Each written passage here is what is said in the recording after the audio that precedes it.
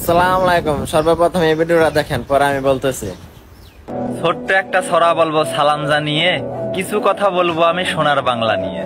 সোনার বাংলা এমন হবে বুঝি নাই তো আগে, স্বাধীন দেশে চাকুরি করতে 20 লক্ষ লাগে।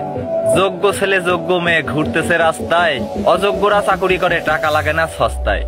গরিব মরে না খেয়ে নাই কারো মাথা ব্যথা, এই দুঃখ বলবো কোথায় আছে অন্তরে গাথা। আসল যোদ্ধার খবরই নাই, নকলদের চলে কথা, নেতার মাথায় ছাতা ধরলেই পায় মুক্তি ভাতা।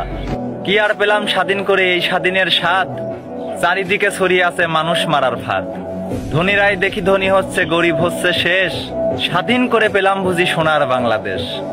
মৃত্যুর সমান পরিশ্রম করে গরিব ছড়াই ঘাম, রাজারা থাকে মহাসুখে প্রজাই পায় না দাম। ভাবতে গেলে অবাক লাগে হায়রে স্বাধীনতা, এমন স্বাধীন পেলাম আমরা কেউ শোনে না কথা।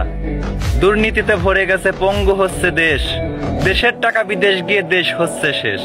চোখে দেখে সবাই কিন্তু বলে না কেউ কথা, আমরা কি ভাই চেয়েছিলাম এমন স্বাধীনতা।